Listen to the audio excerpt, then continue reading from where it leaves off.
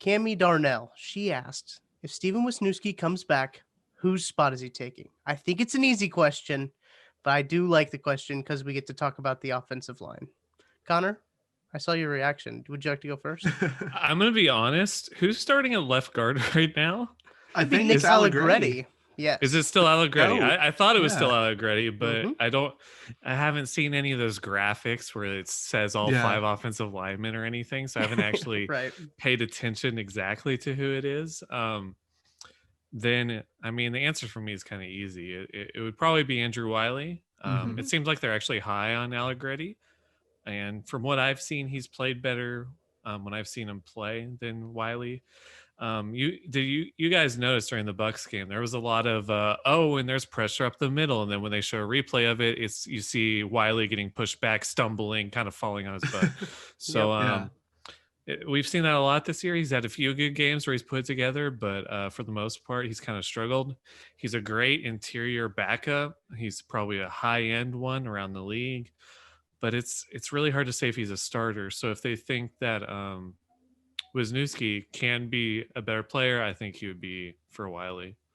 Yeah, no, I'm 100% with you. Like, looking at the offensive line landscape, obviously you're not going to shift Wisniewski out to tackle, even if Mitchell Schwartz, like, his back problem, I'm kind of worried about that. Like, that quote today was not great. Yeah, it was not a very good look, so I'm honestly more than a little bit worried, but Wisniewski's going to play guard, and I don't want him playing over Allegretti, who's done a solid job. Like, I haven't looked up his PFF numbers in the past couple weeks, but I'm guessing they're pretty good because I like him as a player, and I'm just going to roll with that narrative until proven otherwise. And Andrew Wiley's just there. Like, he's not a good player. He's not a really bad player. Like, he has average games. He has below average games. He has a few slightly above average games. Like, he's a guy where Wisniewski, if he can step in and just be consistently good or consistently like a little bit above average, then I think that's a no-brainer for the spot that he would take overall. PFF's running their Cyber Monday stuff, and you get 40% off a subscription, which makes their I think it's Edge. Yeah, their Edge one only $24 for a whole year. So I was like, that's pretty good, and it gets you player grades for the year and their articles. So I got that. I have the player grades for the year. Nick Allegretti has a 70 grade and 18th out of guards in the league. Andrew Wiley's 60th with a 57.6 grade. Right. So a pretty clear answer. The interesting thing is apparently Andrew Wiley has a higher pass blocking grade, just slightly by 4 points, 56 to 60. Wow. But Allegretti's run blocking grade is almost 20 points higher at 74 to 57. So, I mean, I think the variance from usually from PFF like that, I think the gap in that run blocking grade can definitely tell you the story that Allegretti is definitely a better run blocker, and the somewhat equal pass blocking grade you can go, it's probably a variance type thing. Yeah. So it's kind of obvious from that. I mean, PFF, I kind of like their grades for offensive linemen because there's so little you can kind of grade offensive linemen on as far as like just regular counting stats. So considering that, it's like it's kind of has to be Andrew Wiley. Yeah. And that's what my story is about today. If you're listening to this, my story came out today. It's about how Stefen Wisniewski could just replace Andrew Wiley again. He did it last year. Why not do it again? He started the last 5 games of the season, 2 regular season, 3 postseason games, and that's what I looked at mainly. Was the PFF grades? What Connor brought up. I was surprised that Nick Allegretti was so high, but this is a podcast home of the Nick Allegretti hype train. It's alive and well. Go ahead and sound that horn because the Nick Allegretti hype train is here, and I think that this offensive line could really use a boost in terms of reshuffling. There's a lot of times when just bringing a new player in can add a whole extra boost to a unit, and I think that's what Stefen Wisniewski could do here because he does already kind of know the system. He is on the practice squad right now, so he's not going to take over right away.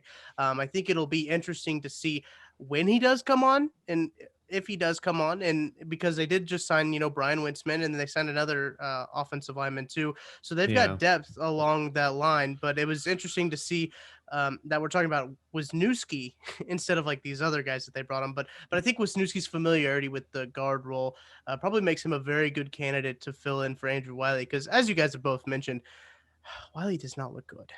He did not look good against the Not Bucks. He's not been like objectively bad. It's just that he has some games where him being the weakness on the offensive line actually affects Mahomes on multiple snaps. The Bucks game was a good example. The first Raiders game, I believe, was a good example too. And he really struggles against actual good interior pass rushers. So, and you're going to see more of them in the playoffs because you're playing better teams. So I think that's kind of why Wisniewski would definitely be better. And that's why Wiley's still a really good backup. It's just starting him is kind of, it sometimes can bite you in the butt. It's sus. Yeah, it is. Wiley's sus. Wisniewski last year was, I believe, the highest rated interior offensive lineman for the Chiefs. He had the 4th highest rated pass block grade in the postseason among all guards. So he's shown that he can do it. Now, he's only played one game this season with the Steelers before he tore his pec, or he had a pec in general. I don't know if he tore it, but an odd injury, obviously, but he's only had one game before he headed to the IR. Steelers cut him, and now he's back with the Chiefs. So it could be interesting to see how the Chiefs use him, and I think they will end up eventually using him. Yeah, I think they're using practice squad as like a COVID getting Buffer. tested type of buffer thing. Yeah. They're doing the same with DeAndre Baker right now. And also he's learning the playbook too, they said. So Yeah, probably the same thing with Wisniewski. I think Wisniewski's learning curve would be a little bit different since he was in the system last year. It'd be but- shorter for him. Right. Yeah. So let's move on to this next question. Thank you, Cami, for that question. I love talking about the offensive line. I don't know why. I was an offensive lineman in high school. It's just what I grew up with. So I love talking about the trenches.